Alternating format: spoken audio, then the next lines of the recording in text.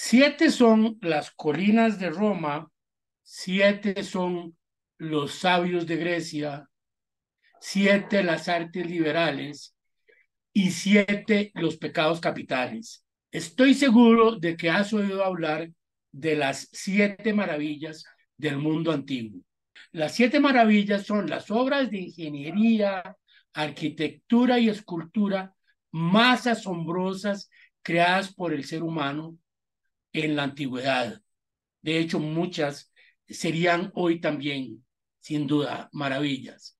Son edificaciones que por su belleza o por su significado religioso y sobre todo por su tamaño, que en la antigüedad valía viajar al otro lado del mundo solo para verlas. Las vamos a conocer brevemente hoy. Soy Luis Guillermo Víquez, artista con discapacidad visual permanente. Soy un amante de la historia, la verdad. Desde que perdí la vista me he hecho más y más eh, asiduo de la historia. Y aquí, desde el colectivo Entre Todos, pues me gusta compartir cosas que considero las más importantes o que a mí me gustan y que creo que todo el mundo tiene el gusanillo de conocerlas. Entonces comenzamos con las 7 maravillas del mundo antiguo. El primero, el templo de Artemisa en Éfeso. La antigua ciudad de Éfeso, en lo que es hoy Turquía, probablemente has oído la ciudad porque has oído de la carta de San Pablo a los Efesios, que citan en misa, ¿verdad? Ahí se construyó un templo increíblemente grande dedicado a Artemisa, la diosa de la cacería y de la fertilidad. El templo se comenzó a construir en el año 550 a.C. y tardaron 120 años en terminar. Hay discrepancias sobre su tamaño, pero se habla de que era enorme. Se estima que medía entre 115 y 125 metros de largo por 55 de ancho. Es decir, imagínate un estadio de fútbol, más o menos, la cancha de un estadio de fútbol, de ese tamaño era este templo, hace 2500 años. Eh, Simplemente era enorme.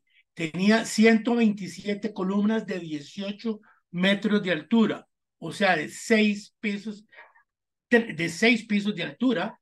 En su interior había esculturas de los artistas famosos de la época y de hecho para prevenir terremotos se construyó sobre una sección rocosa.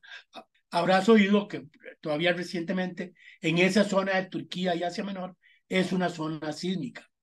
Sin embargo, la previsión de los terremotos les sirvió de poco, porque en el año 356 a.C., un incendio provocado destruyó completamente el templo de Artemisa. El rey en aquella época era un rey persa que se llamaba Artajerjes III, torturó al incendiario para que confesara por qué por qué había provocado semejante eh, tragedia y destruido un templo que habían durado 120 años en construir. Y según el escritor romano Valerio Máximo, el incendiario que se llamaba el Erostrato, dijo que lo había quemado únicamente para pasar a la historia y quería que esa historia de esa destrucción, su nombre fuera recordado a través de toda la historia. El rey se puso tan enojado que prohibió bajo pena de muerte que se guardara el nombre, que se registrara el nombre del incendiario en ninguna parte. Quería que el mundo lo olvidara. Pero el historiador griego, uno que se llamaba Teopompo, dejó apuntado en sus notas el nombre de Erostrato. Y entonces, pues se sabe hasta el día de hoy. Y curiosamente, en psicología, modernamente, se llama complejo de Erostrato a las personalidades de la gente con muy baja autoestima que quiere alcanzar la fama a cualquier costo. Y erostratismo a la manía de cometer actos delictivos para alcanzar reconocimiento. O sea, ya saben, la gente, algunos criminales que les gusta que lo estén mencionando en la prensa y eso, bueno, pues proviene del templo de Artemisa en Éfeso. Segunda maravilla del mundo antiguo, el Coloso de Rodas. Después de la muerte de Alejandro Magno en el 320 y tantos antes de Cristo, sus generales se repartieron el imperio. Ahora cada uno fue quedando, ¿cómo se llama? De rey o de emperador de los diferentes países que había Alejandro dominado, ¿verdad?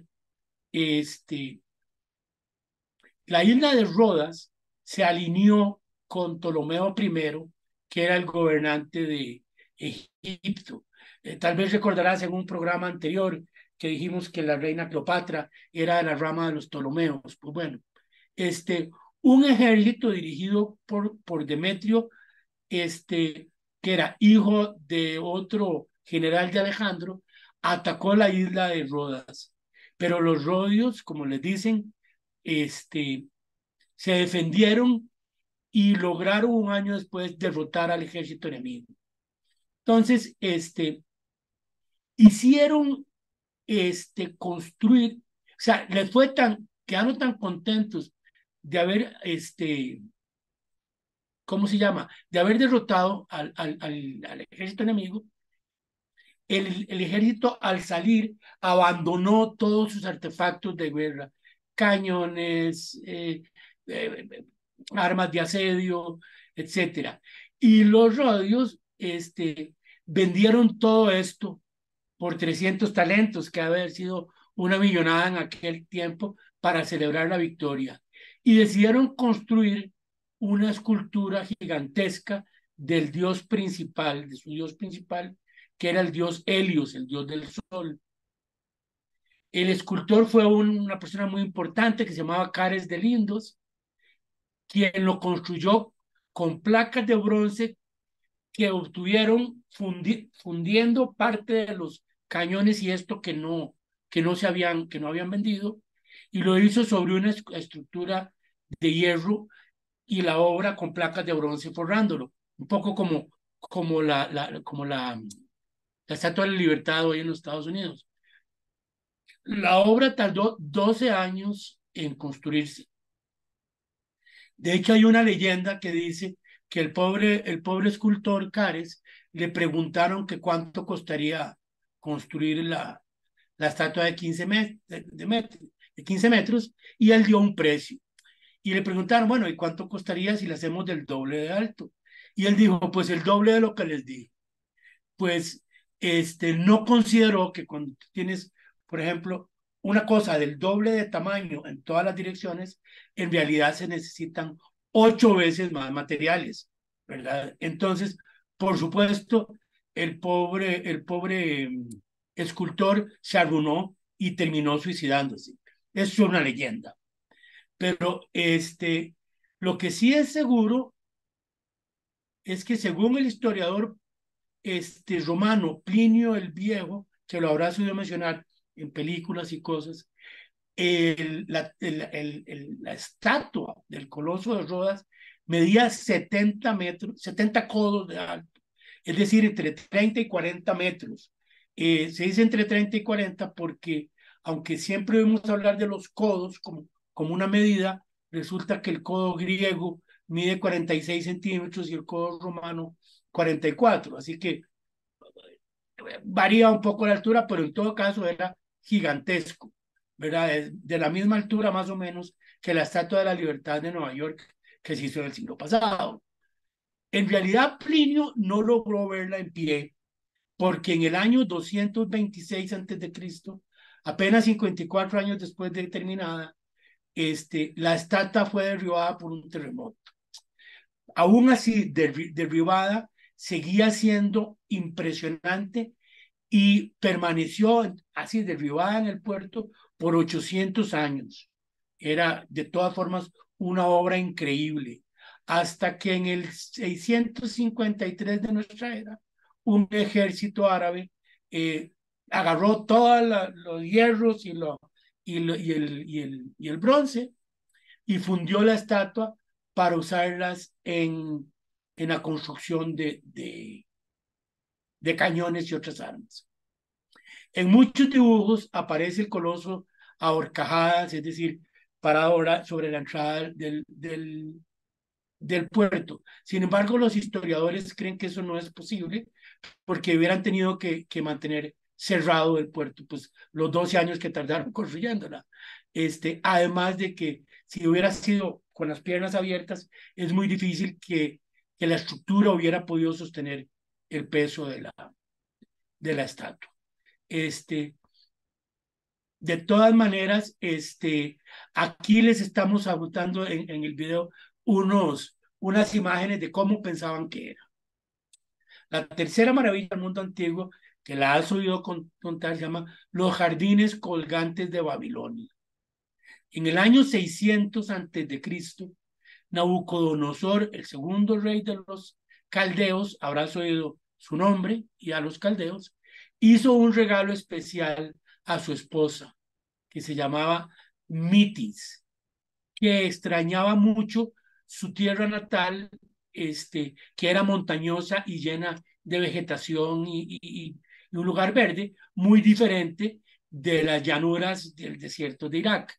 Entonces, Nabucodonosor ordenó la construcción de unos magníficos y exuberantes jardines hechos en terrazas sobre el borde de la montaña, con bóvedas, en muchos niveles, con toda clase de vegetación. En la terraza superior de hasta arriba hizo un depósito de agua gigantesco que recogía el agua durante toda la temporada de lluvias y permitía que arroyos artificiales corrieran por las terrazas durante todo el año. Era algo maravilloso. Se habla de que se usó 500.000 de ladrillos para construirlo.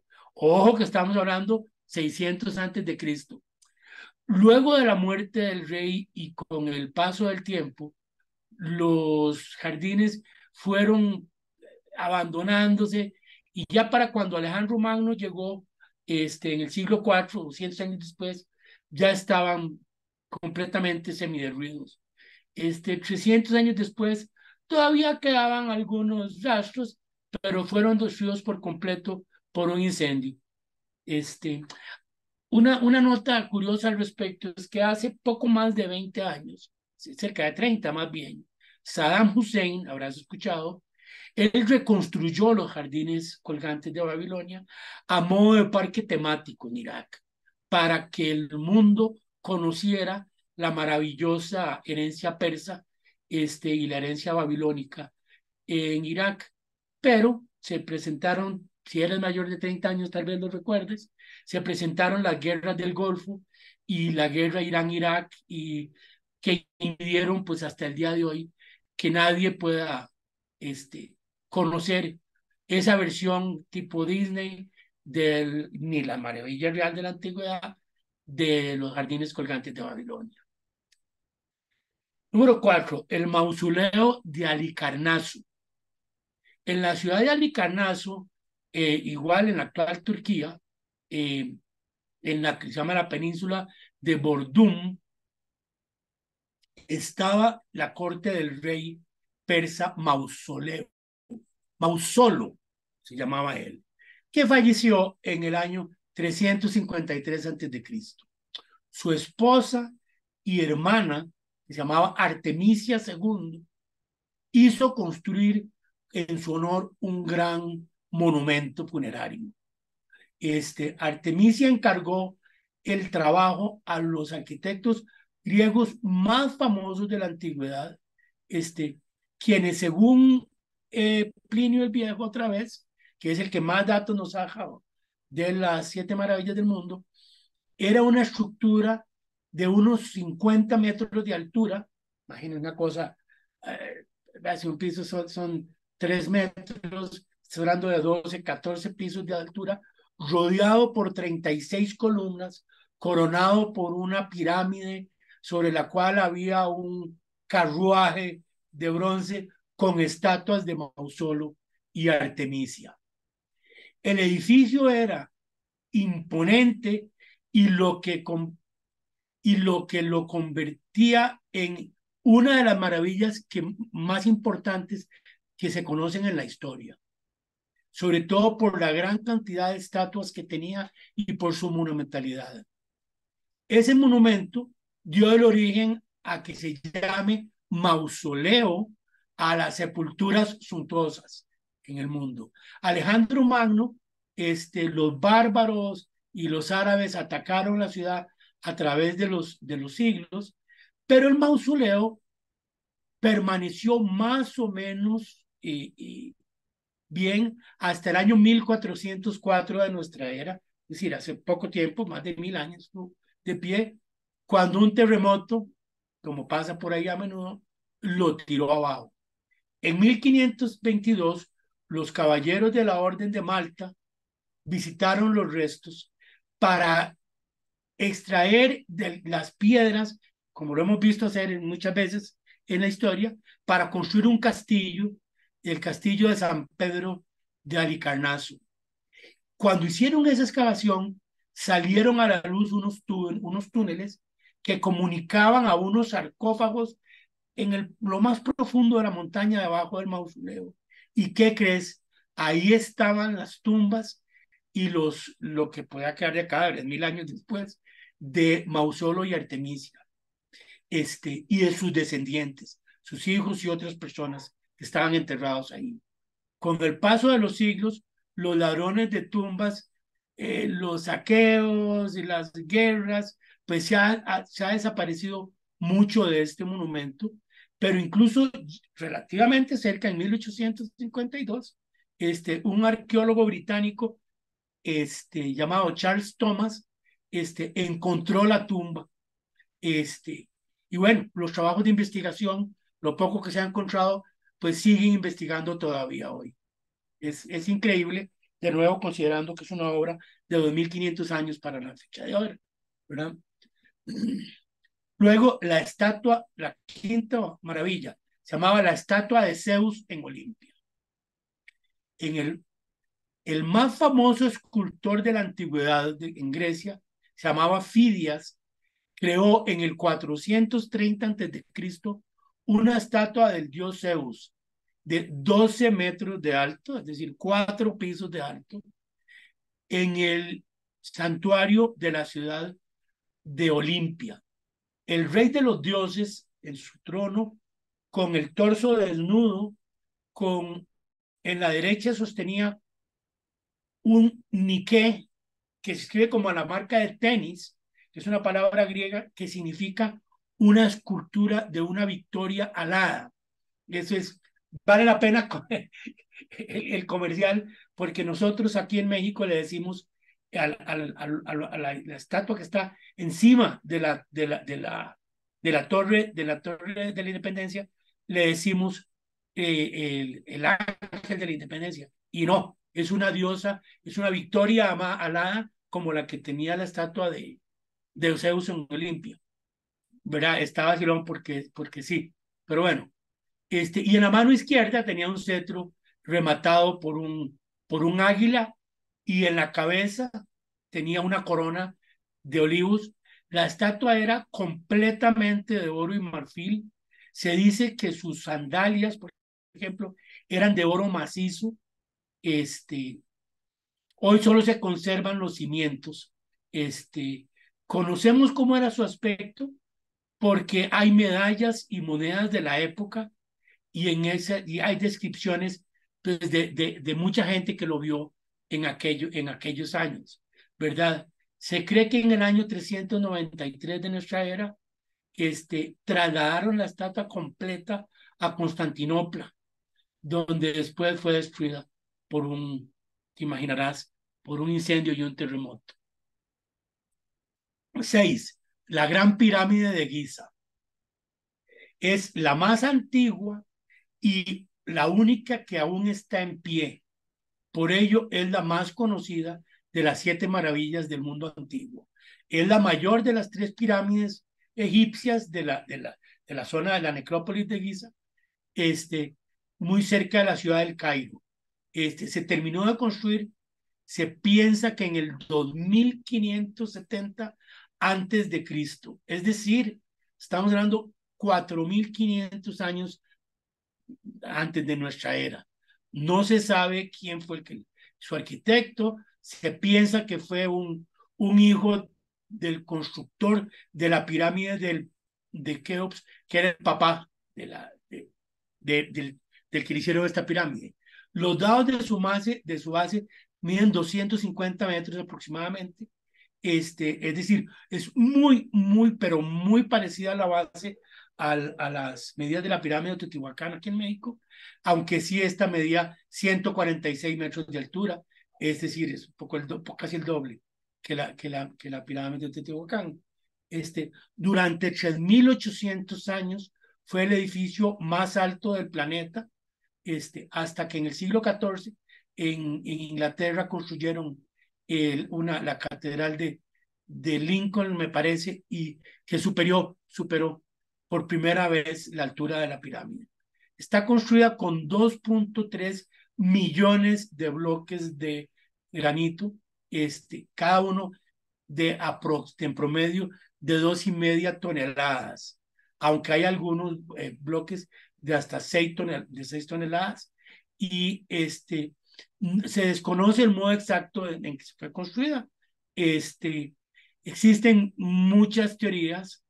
El historiador Herodoto habla de unas pequeñas máquinas de madera dura, que funcionaban a modo de grúas o gatos, como los que usamos hoy para subir un carro. Algo que sí se sabe o se estima que es que no fueron, como dicen algunas películas, construidas por esclavos, porque en Egipto realmente no era tan utilizada en el Egipto antiguo la esclavitud, y más bien se cree que fue simplemente hecha por empleados pagados, ¿verdad? Séptima maravilla, el faro de Alejandría. Fue terminado en el 247 a.C. y es el más reciente y el único de las 7 maravillas que su propósito no era funerario ni religioso, ¿verdad? Es decir, ni era decorativo por un dios o lo que fuera. Alejandría está en el delta del Nilo y en el siglo III a.C. Fue construida en la isla de Faros, que le da nombre a todos los faros de la fecha moderna, para guiar a los navegantes, porque como te imaginarás, la playa de un desierto, pues no hay puntos de referencia. Y entonces el gobierno egipcio, en el año 270 a.C., 247 a.C., decidieron construir este faro para guiar a los barcos que entraran a salvo a puerto. En la torre tenía una hoguera gigantesca y un gigantesco espejo cóncavo, de manera que tanto en el día como en la noche servía para iluminar la entrada al puerto.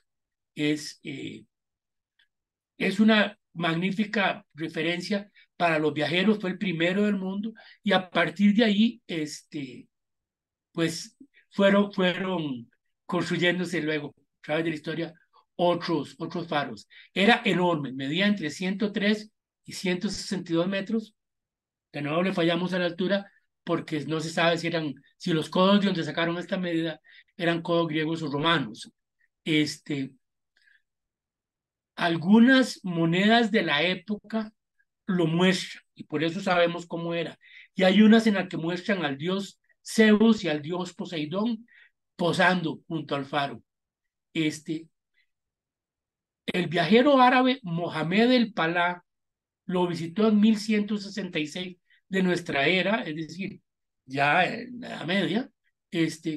Lo describió diciendo que la base tenía 30 metros de lado sobre un cuerpo octagonal de 16 metros, de altura y encima un cilindro de 8.7 metros de diámetro y coronado por otra torre de 4.3 metros de diámetro, donde estaban el espejo y la hoguera. Este, el faro prestó servicio por más de 1500 años y 3 terremotos lo fueron dañando y finalmente, en el año 1303 de nuestra era, pues otro terremoto lo terminó de tumbar. ¿Verdad? En el siglo XV, el sultán de Egipto, el sultán Tahaj, usó sus partes para construir un fuerte y como mencionamos en otras transmisiones, las 7 maravillas eh, podían haber sido 70 o 700. Lo que nos muestra lo importante aquí es la enorme capacidad del hombre de la antigüedad que nada tiene que envidiar a los del siglo XXI. Más aún, nos da un enorme sentimiento de respeto y humildad ante aquellas personas que hicieron cosas que probablemente nosotros en el siglo XXI no podemos hacer. Soy Luis Guillermo Víquez, artista y activista con discapacidad. Espero que te haya gustado esta narración. Dale clic si te gustó, escribe tus comentarios, suscríbete a nuestro canal y yo te espero muy pronto aquí en el colectivo Entre Todos. Buenas tardes.